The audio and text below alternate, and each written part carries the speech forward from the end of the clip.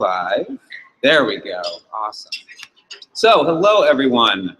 I just shrunk that and I meant to expand it. So my name is Ben Lamb, and today we're going to be talking about iMovie. This is a pretty dynamic program, which has a lot of little nuanced details, which is why we're actually doing a double extended session. So, whether you stay the whole time, you'll hopefully take away something. Just a quick raise of hands. Who here has used iMovie in the past? So a couple hands. Okay, great. iMovie is probably my favorite video editing program because it's fairly user-friendly. So it's intuitive. I know everyone says that about Apple products, but this one really is. It's kind of just clicking, dragging, pressing buttons, and they try to make them as logical as possible. So before we get to actually using the software, the first thing that you're going to be doing is you're going to be going out and actually capturing this awesome footage that you're going to be creating this wonderful video that everyone's going to want to watch.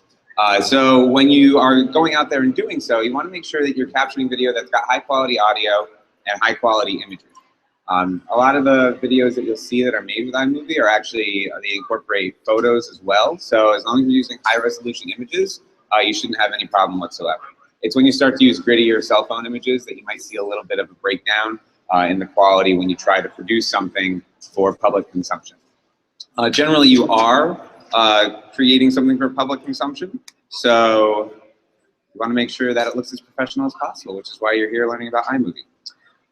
So we've collected our images, we've gone out there, we've taken these great videos of our students or our communities that we're in, and now we are actually going to be throwing them into this awesome software interface. If you have a Mac, iMovie comes on it automatically pretty much out of the box. So if you're not a Mac person, I'm sorry, but you should change over, become one of us. So when you get into the system, you've got all of your stuff on your computer. So you plug it in. Usually a Mac is going to be really good about just automatically drawing that information from your phone, from your camera. If you've got the SD card that you plug in the side, then you should be good to go there. So when we've imported all of that into the actual interface, the first step we're going to do is we're going to start by sectioning out this big beast of a software system into little sections. So at the top, you've got your main menu bar. You see this with all the different software and an Apple product. So the first thing we're going to do is we want to start by creating a new event. So this is where it can be a little bit confusing, but the first thing you want to do is you want to create an event. And the reason behind this is you want to keep your videos as organized as possible. Because once you do one of these, you're going to want to do more of them. And if you don't have a system for actually logically having them broken, unfortunately mine are all out of order in my machine right now because I got a new computer a couple weeks ago, but you want yours to be as organized as possible so that when you are going through trying to find them to put them out there again, it's easier for you to do so. To do that, go up to the File at the very top of your menu and go to New Event.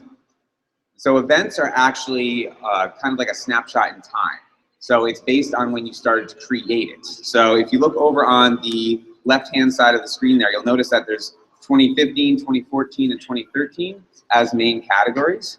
As soon as you create an event, it's automatically going to dump into whatever year you're creating that video. So it actually helps with some chronology when you're trying to put things together. So I created one already. It happens to be down here under 2015. So iMovie presentation, kind of logical because I'm here doing an iMovie presentation.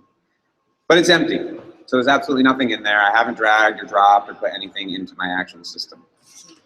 The great thing about Apple is that they try to make it simple for you to just look at it and say, okay, this makes sense. So if we go up here, you'll see where there's this big old plus sign.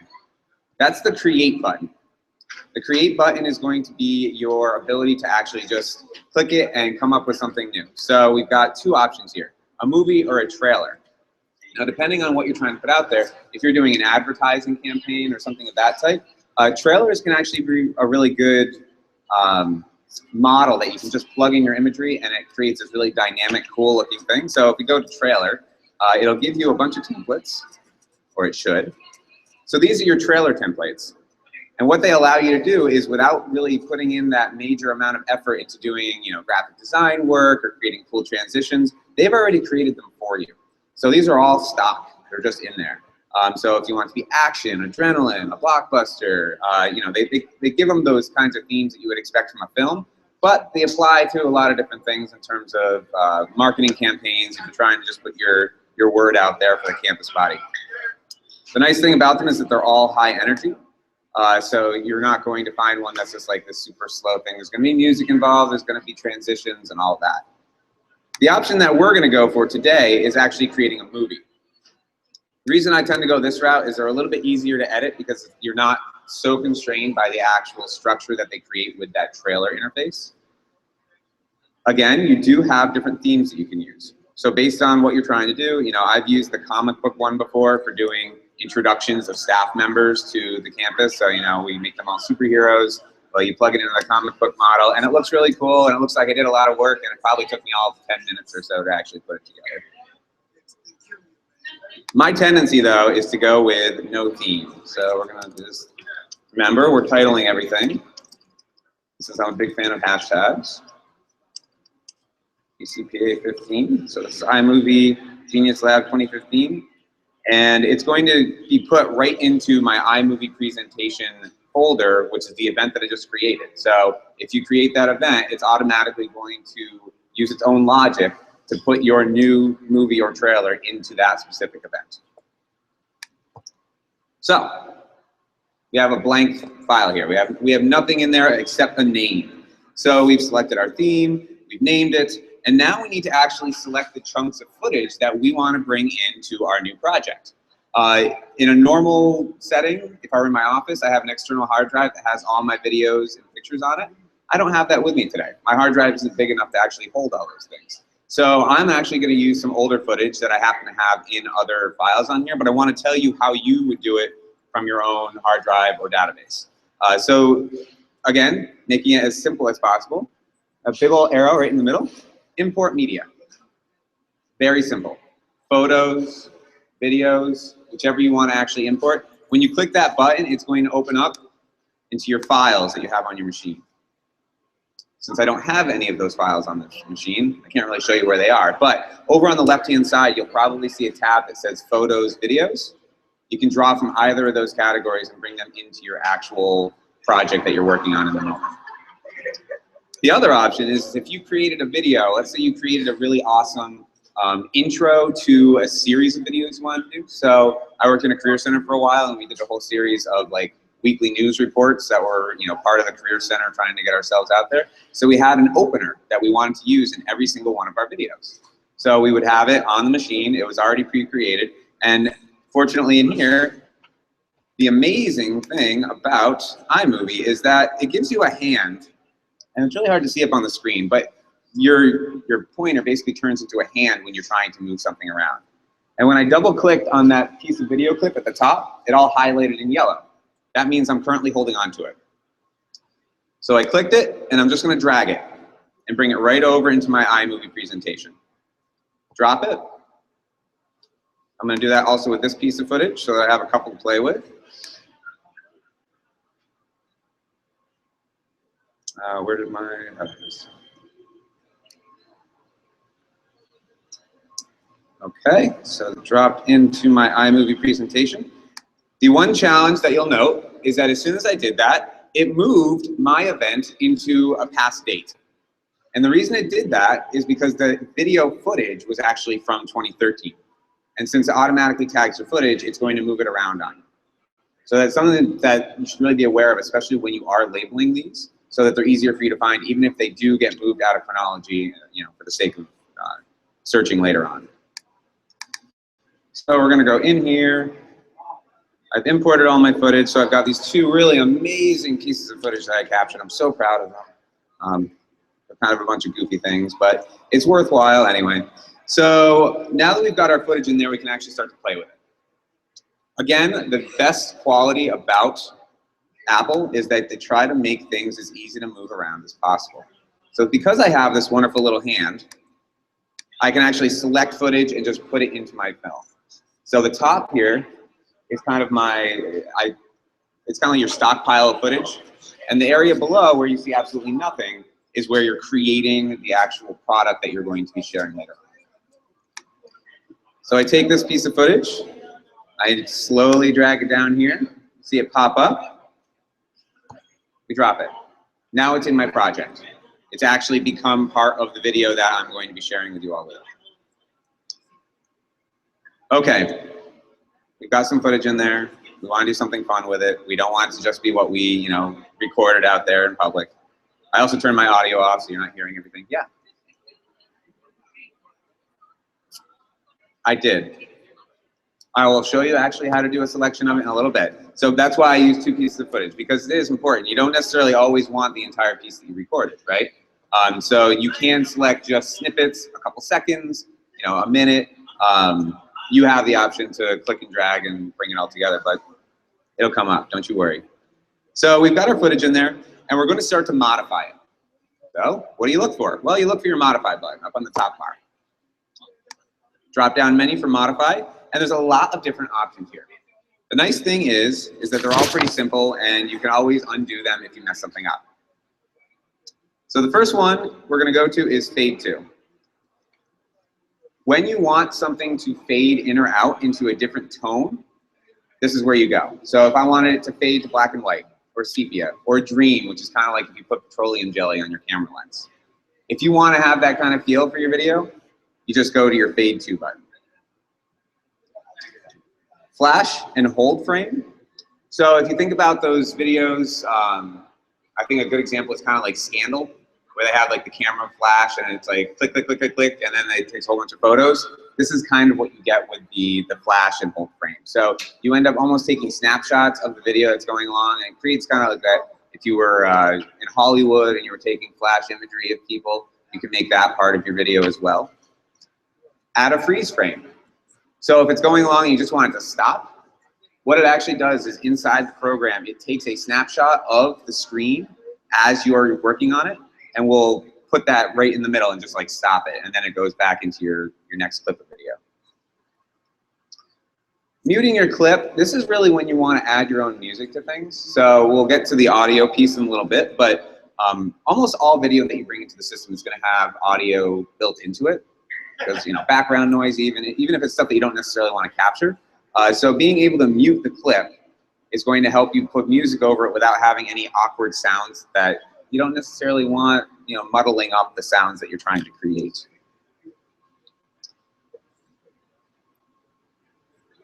Trimming your clip is probably the part that's going to be most important when you're really doing the editing on your project. So again, it goes back to you can drag in small sections of video, but once you put it in there, sometimes you need to actually maneuver it a little bit more. So even split seconds can be the crux of making this video everything that you want it to be.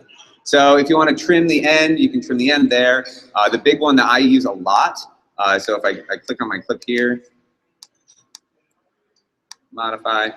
If I want to split the clip, so you see where the little white line is drawn through my video, and I can drag that whichever way I want. It doesn't have to stay there, like I can move it anywhere. If I want to split at a particular point, so I can insert, let's say, a quick title, or if I want to make a cool transition into the next piece, I'm going to need to split that. Because if I just drop a transition somewhere along a chunk of video, it's not going to do what I want it to do. So it'll just be this transition out there in space that never actually actively interacts with your project. So now I've got this little gap where I can plug in anything that I want. Whether that's a transition, a photo, a video interlude into the next piece, whatever I feel like doing, the split clip action is really important for doing that. On the flip side, if I want to bring 2 clips together and actually make them a cohesive piece so that I can't mess up and I can't kind of cut in there accidentally, you can join clips. Since I don't have 2 clips, if I clip these 2 together and go join clips, suddenly now it's another cohesive element. It's very similar to Excel when you do merge cells and splitting of cells. It's basically the same exact thing, except we're working with a video module instead. This is another great one, especially when you're trying to get that really specific audio sound that you want to get. If you detach your audio from your clip, you'll notice that it just dropped down here. So now my audio is in that nice green box, so it's a lot easier for me to maneuver that separately from my actual video clip. I can even shorten my audio so that it's only part of it. And so by the time it gets to that end point, it'll just go mute, like there won't be any sound whatsoever afterwards. Back up to modify. Slow motion. This is more when you want to have some fun with it, right? So maybe you take a photo or a video of a dog running through a field, or students playing athletics, or just about anything where you want to kind of make that more dramatic kind of running motion, or make that action feel more intense. That's where you're going to go to slow motion. And you have the option of slowing it down to multiple different speeds. So it's not just like there's a standard. So 10%, 25%, 50%. Obviously, the higher your percentage goes, the closer to normal speed it's going to be. But the lower your percentage is, so 10% is 10% speed. So that means you're really slowing it down. A lot of frames per second. Fast forward, total opposite, right? So now if we've captured something, we want to do a time lapse. So, you see this sometimes when people do like walk-through tours of buildings at conferences that they put on a video screen later on for everyone to watch. That's usually what they're using, is they go on, they take their whole video, the whole building, they throw it on here, and then they speed it up, 8 times. So it feels like they were running through the building at lightning speed, but in reality, they were probably just taking a nice little stroll. Instant replay. Is anyone here involved in athletics at your campuses or student activities, things like that? Okay, so you can use this however you want, but a lot of times we see it used for athletics. You think back, if you think to like ESPN and any of those major broadcast networks, when they want to do an instant replay, you can actually do that just by clicking this button. And what it does is it'll help to create this quick little blip of replayed imagery that'll just show what you just showed in a small section. There's another way to do that as well, where it's a side-by-side, which we'll get into with another whole set of buttons in this wonderful world that we call iMovie. And then rewind. So if you want to flip the direction of your film, so if you're like pouring liquid and you want to make it look like the liquid's going back into your jug, this is the button you'd use for that. I don't know if I would really use that much in my work, but it's something fun that you can do. And then again, if you mess up on any of these things, it's really easy to just do edit undo. So if you try something, like I'm telling you, just try it out, wing it. If it doesn't go exactly how you expected, just undo it, or save it as a new file so that you have the option of going back to your old one. Any questions so far? Yes. So if the audio is part of a video clip, the question was if the audio, if you shorten it, can you extend it beyond the video? Because they are linked when you draw them into the actual project, that's all the audio that's there. So I guess in theory you could, but it would just be dead air, right? So it doesn't allow for that much, but you could always add music to the end of it. So if it just goes to a black screen, then it's video or an audio exit out kind of thing. Okay, moving on. View. Pretty simple. So if I had, I've been working on this video and I just wanted to check it out and see what it looked like as kind of a cohesive project, the play button. So I go to play, it'll show me exactly what my video looks like, right from where my bar is in the middle. So you see the guys are playing. If I drag it back here, because I have not gone back up and pressed play, no matter where I click, it's just gonna start playing along the way. So, this is really handy, especially if you're editing and you're not quite sure what's wrong with this little section. So, you let it play for a couple seconds, then you just click it back. And you just keep on doing that until you figure out exactly what you want to do. That's where actually playing it in the editing module is really helpful. If I wanted to start it straight from the beginning, so I'm not toying around midway through, I can just go all the way to the back of the end there, and it'll play through from the beginning and do basically the same thing. But this is really good because when you start to get to a point where you've finished a project, you really want to review it and make sure that's exactly how you want it before you put it out there. Because once these things go out online, they're out there forever, right? Like I say, If I wanted to play in full screen, which would kind of shift off my Google Hangout, if I did that, it would just expand my view window into the entirety of the screen. So we're not going to do that right now, but you get the idea. Loop playback, again, it'll just keep on looping through. So if I wanted to play it through once and just kind of wanted to stand there and look at it and be like, okay, and then let it go through again, so it's doing what I would do if I was clicking in it myself instead. Some of these other pieces, they're not, the average user isn't really using them that often. So like, showing separate days and events. So if you were really trying to create a chronology, almost like a yearbook video, where you wanted to like make sure that everything was in the order that it was recorded, you could have it actually show the separate days and the events, so you can make sure that you did it in the right order. Again, not something that's used a whole heck of a lot. You can sort by different names. So if you name the files before you actually put them into your project, you can organize by date, name, duration, and change all that, similar to what you would do in Excel. Waveforms, again, we're getting into some of the more advanced stuff there, which I don't even use, and I've been using iMovie for about 10 years now, which is kind of insane that it's been around that long, if not longer. Zooming in can actually be really helpful if you're trying to capture specific little tidbits in a video. So if I wanted to say zoom in on Arun there, who's playing the mandolin in the middle, and I just wanted it to really show how intense he's getting into the clip there, I can actually go into that and make sure that maybe the quality of the imagery is good enough for using this however I want to use it. If I wanted to zoom out and get back to what I was looking at before, or zoom into all the clips as well is another option. Audio skimming is automatically on most of the time in iMovie, but if it's not, it's something that I highly suggest turning on. So if I turn it off, just by clicking it, obviously you see the check mark goes away.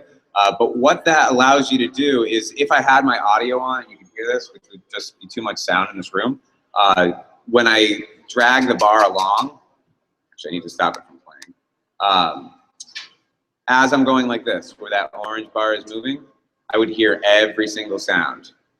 But the fact that I'm moving it faster than the natural pace of the film, it would just sound like scrambled words and sounds. But when you're doing your editing, it's really good to have that, because if you're trying to catch a specific moment or capture a really targeted phrase, and maybe you want to enhance that audio or you want to increase the volume at a given point, this is helpful for you to have in your back pocket and give you that ability. Okay, window. The big thing that I'm going to talk about here, if I can find it. Why is it not showing up? So it's not there. I was going to try to show you voiceover, but that's not showing up in my window at the moment. So we may be moving on from that. What was that? Yeah, am I just not? Oh my gosh, it's right there in front of me. Okay, I apologize. My brain isn't working at the moment. So this is a huge one, especially when you are putting out marketing videos and things of that type.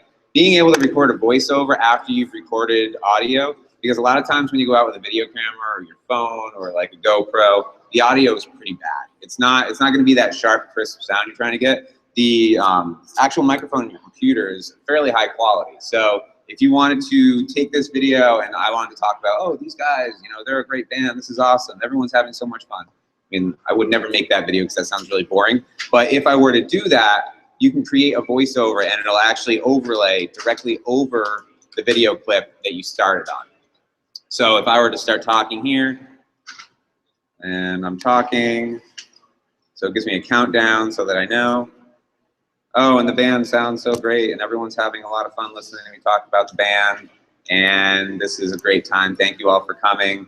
And then I just click on the little microphone there, and now you'll notice that there's a second line of audio attached to that video clip. That is my voiceover. And this is why being able to mute your audio from the original clip is really key, because if I were to leave the background sound at full volume and me at full volume, it would just sound horrible. Okay, so now we're going to jump away from our top bar there. And again, at the end, if folks have any questions, I'll be hanging out for a little while, and I'm more than willing to help out. We're going to move over to our left-hand column. So once you've put in the basic video clips that you plan on using that are really like the nuts and bolts of what you're trying to produce, there's other things that you can draw in. So like I mentioned, iPhoto. So, again, another software system that's automatically on the Mac. And it allows for a lot of carryover directly into your different projects. So you can actually just go into your iPhoto library, which I don't have on here, unfortunately. And I can just click and drag images directly into my project. So because they're both made by Apple, they make it nice and easy for you to use them together. The really fun stuff goes into down here at your content library.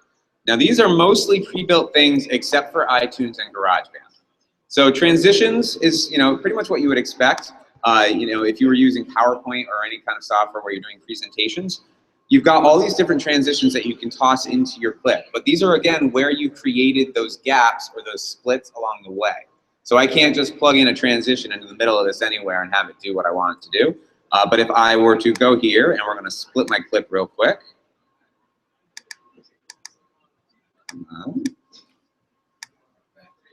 Modify.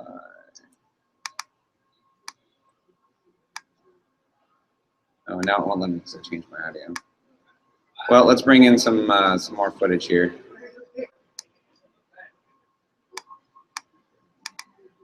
So we're going to drag in. I think everyone was teaching me how to Dougie in that clip. So we go back here. Now we're going to go to transitions. Because I've got a gap that I can put something in, if I wanted to, let's say, do a cross dissolve, which just happens to be the first one there, I drop it right in between. And you'll see these little guy here, that represents the transition itself. So if I go here and I press play, it'll run through, get a little bit closer, and then it'll do this nice little cross dissolve where it transitions very nicely into my next video clip. A lot of different options and transitions. Something I will just make a note on, do not overuse transitions. Your viewers will not like you for it. So they're there to watch the content, they're not there to watch just the transition piece. Yeah. Yeah, sure. Again, this is a fairly simple one. This is just a cross dissolve, so it just cross dissolves. Let me stop playing here. So you do have options. You can have a blur, it can fade to black and then fade back in. A lot of these ones down towards the bottom, you get into these 3D effects like the cube, where it like rotates into your new imagery. Again, when you overuse these things, it can actually take away from your film. So just be conscientious of that as you're putting it together, and have a couple people put eyes on it before you put it out there into the brave world of the digital age. Other content library things to be aware of. Titles. Titles are great to be titles, but they're also great if you want to create something of like a closed captioned aspect. Especially in today's age where we want to make sure that this is accessible to all of our students. Instead of just having it be like audio, if it's someone giving a speech, you can actually use titles to create that line of text down at the bottom of the screen. So as the person's speaking, it actually is showing via a title line. We'll just use, let's see, what's a good one? Drop in here. So I could type in, band playing, and it acts almost like that closed caption aspect. It's a little bit more work, but in the end, it makes it so it's something that everyone can use. But titles are great.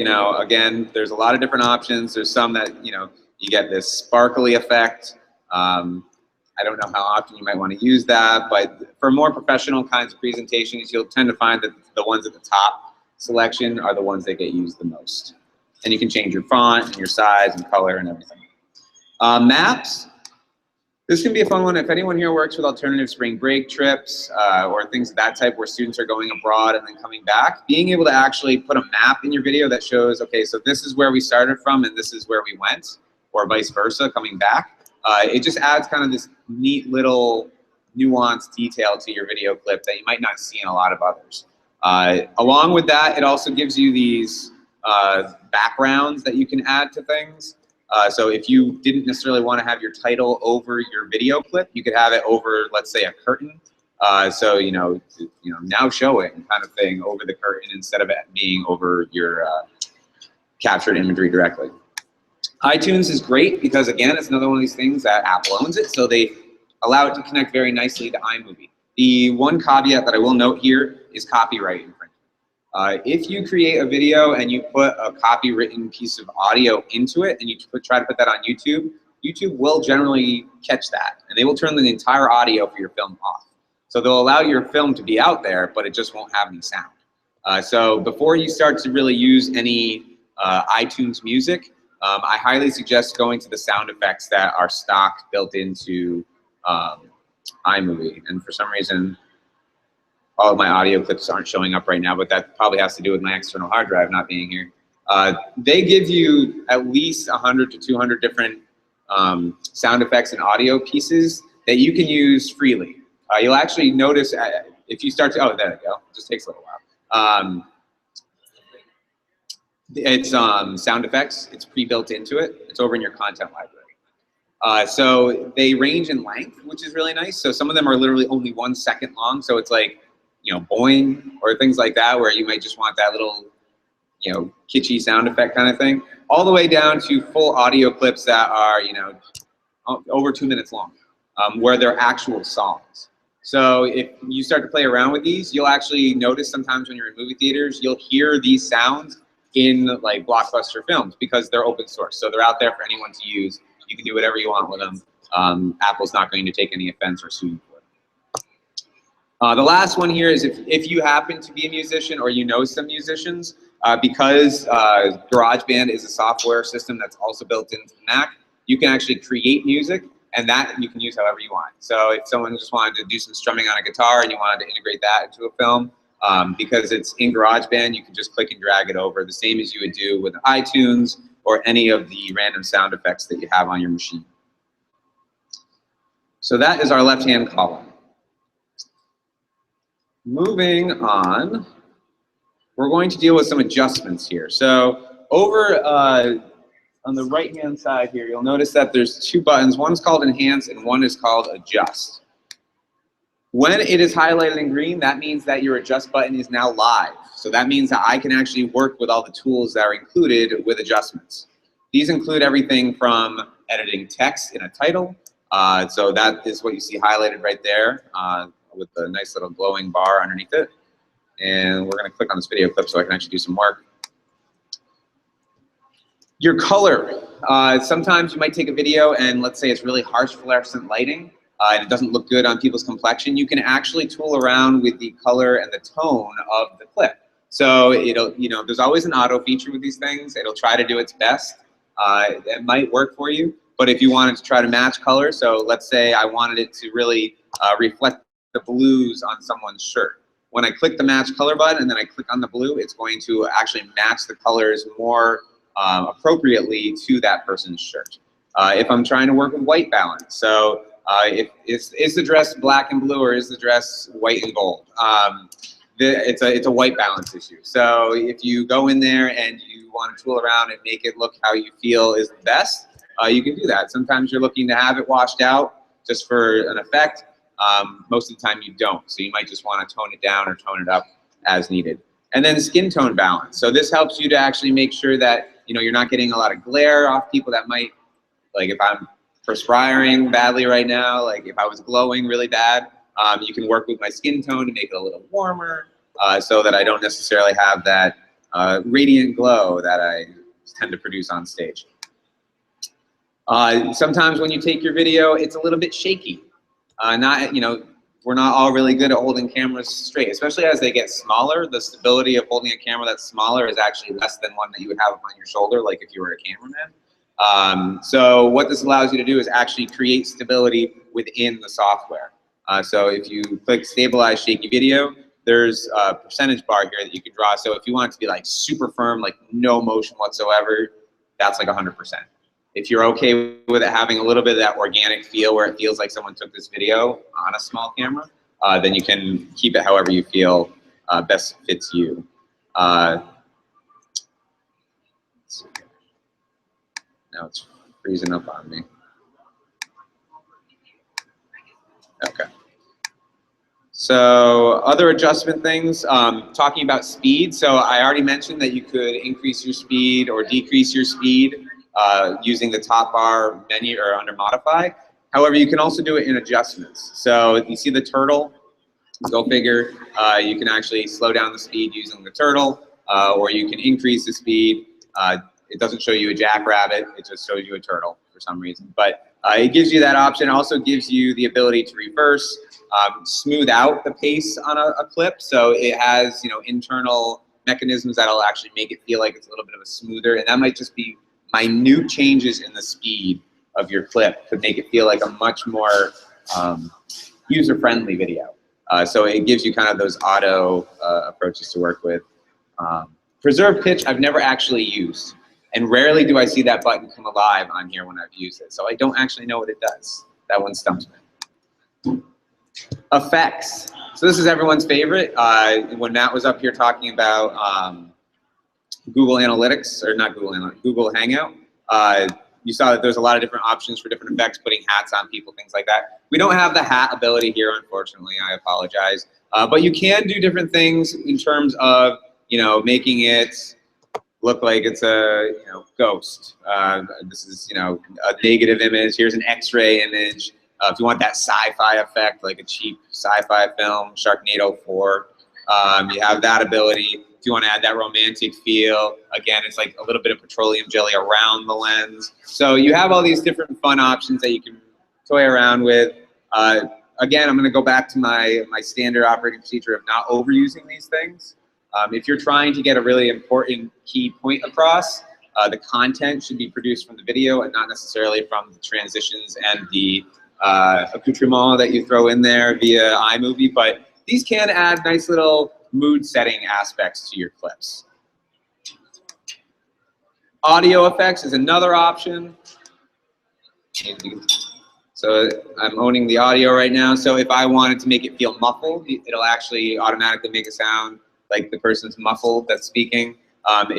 You want to make it like if it's you and you're presenting, but you want to make it look like you were presenting to a room of 1,000 people, you can actually make it feel like it's a large room just by echoing that it adds to the actual audio. If you want it to be like a distance away from you, it'll help to adapt that as well. So there's all these different fun things they can do. Cosmic adds like this sci-fi sound in the background, like that bleeping and blooping that you would expect to hear on a spaceship. So again, fun things to play with. Not all of them are to be used for professional presentations, but are all good to have fun with when you have the opportunity. And that basically does it for our adjust. So the other button that we have here is enhance. And as soon as I turn that on, you may have noticed that these two buttons in the middle there came back to life. So these are when you want to really hunker down and work on your audio. You may not want to totally mute your audio. You may just want to decrease it a little bit so you can do a voiceover and still have that activity happening in the background. Here is where you do that. So I've clicked on my audio. You'll see that it's highlighted down below in green. If I decrease the audio, I can do anywhere from 0 to 400%. So if you want it to sound like it's a megaphone and someone's yelling at you, you have that effect if you really choose to do so. And then anywhere in between.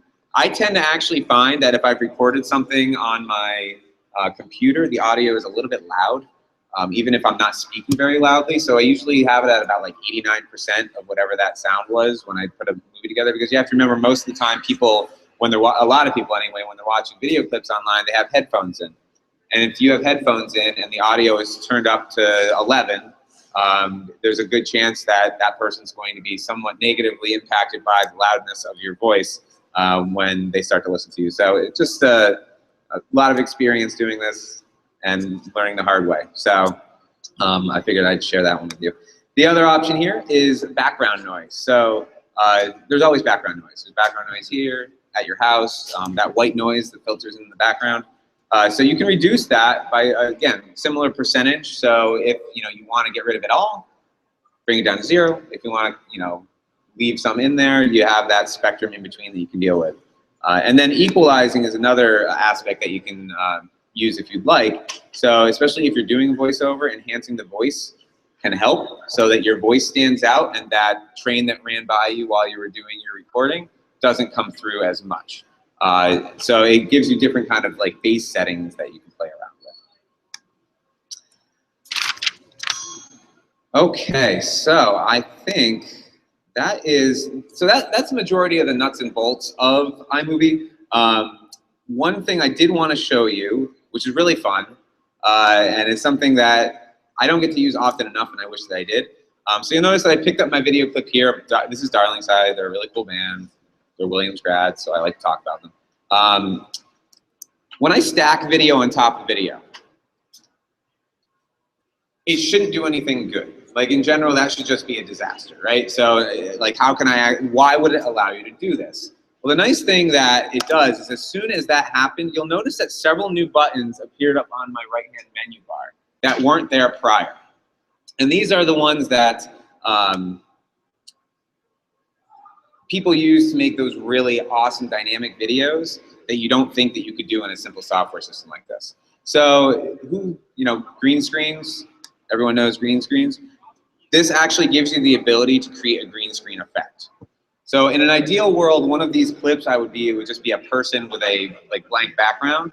And what would happen is if I click green screen, the more active video where there's stuff happening and it's not a blank background would show up behind the person on the front of the other clip. So if you're, wanted to look like you were at Disney World or whatever, and you just had a blank backdrop behind you, you could actually do that and have live action stuff happening behind you without using any of these really expensive blue screen software, green screen software, huge setups. You can just do it with a wall behind you. Other options as well, you can do side-by-side clips. So this would actually work with this one in particular. So you'll notice how suddenly now my view box, you can see both things happening simultaneously, and that's what your viewer will also see. So if you had someone reporting while they were trying to show what was happening elsewhere simultaneously, you could do that. And you can also do picture-in-picture. So here I've got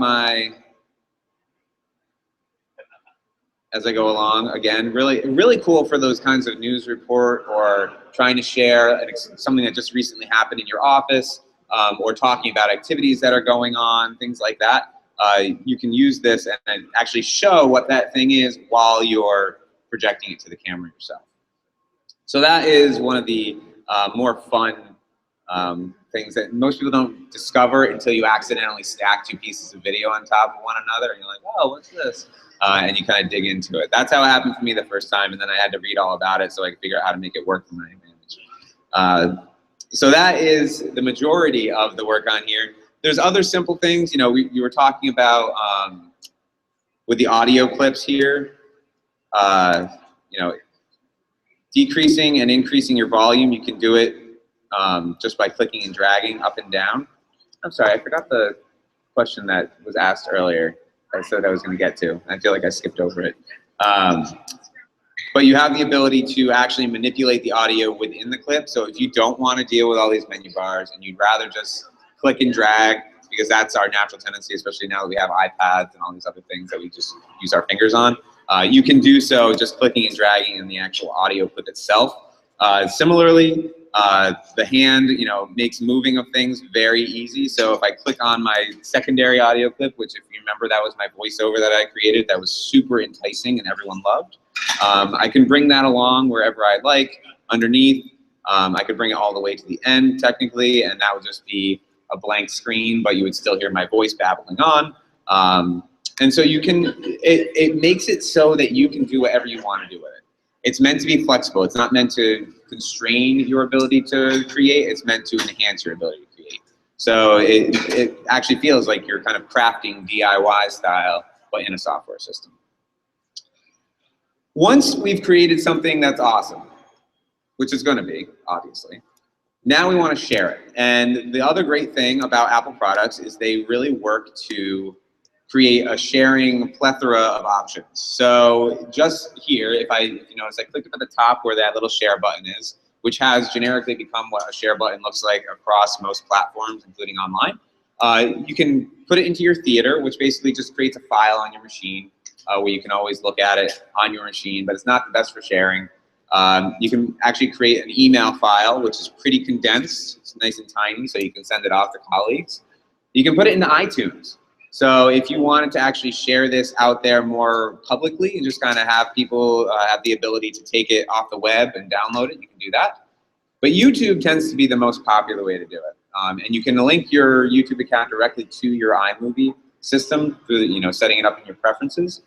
So it'll just automatically upload to your YouTube page. And that tends to be what I do, because you can always change privacy settings of that video later if you don't want everyone to see it. But it gives you the ability to share it pretty widely once it's out there. Facebook, Vimeo, I've never really used, but the one that I've always been interested about is the CNN iReports. So people actually use this software to create iReports that then get posted on CNN's website. So if that's something where, I know a lot of our peers in higher ed, write for the Huffington Post. There are a number of folks that can actually you could do iReports for CNN as well, and it creates another way for you to engage with a much broader community than who we necessarily interact with on a day-to-day basis. So sharing it is really key, but again, also the base option is just creating a file. So you have it in your system, you can always access it later. And like I was mentioning before, you could have a brief little intro clip that you put at the beginning of all of your videos. That one you're going to want to create it as a file. So then you can just click and drag it into the next video when you create it and put it right at the beginning. A great just side benefit, which I can't show you on here because it's not a mobile device, but this software is available on the iPhone and iPads as well. So if you wanted to actually create on the go, you could be walking around this center right now today, taking video and simultaneously be editing it on your iPhone. It's a little bit more challenging because, again, you're on a screen that's this big versus a full-size screen, but it gives you that option. So you can actually go out there and create on the go and not be stuck dealing with a laptop or a desktop computer. So that about sums up iMovie on a very basic level, but if anyone has any questions, I would be more than happy to answer them.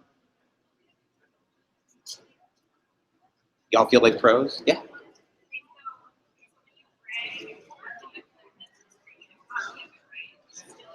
It still exists somewhere else. Yep. That's a really important fact to remember, because if you edit something, you don't want it to disappear from the rest of your life. So yeah, that it stays where it is. It's pretty much just taking that source file and copying it into what you're creating. Oh, I have 5 minutes if anyone else wants to ask a question. Yeah. Mm-hmm.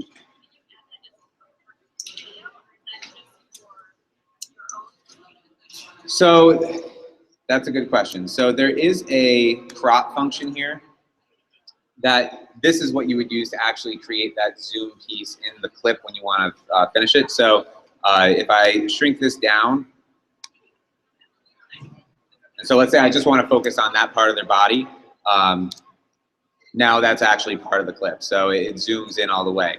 But the problem is I didn't have a split clip section, so it did that to that entire piece, that Starling side. But if I had split it into little sections, I could have it just jump to that zoomed in piece and then jump back out, which is a really good point because it allows you to create that feel of multiple perspectives with a camera when you're actually only standing in one space, right? So if I'm just standing here and I'm recording you all and then I just want to zoom in on a table, I can do that, and it gives kind of that angle effect. It makes it feel like you have a full video crew instead. Anything else? Well, thank you all for coming. I'm a big believer in handouts, so I do have an infographic little handout thing. If anyone would like one, feel free to grab one and enjoy the rest of ACPA.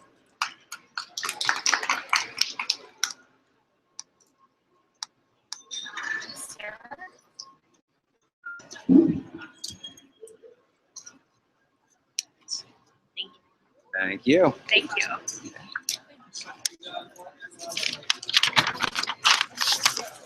Better than last year, right? Where you were like had time to I was almost worried I wasn't going to fill the time because I still had that pace in from last year. So. I couldn't find iMovie on my Apple. Oh, really? So right now I'm downloading it again. It wasn't there.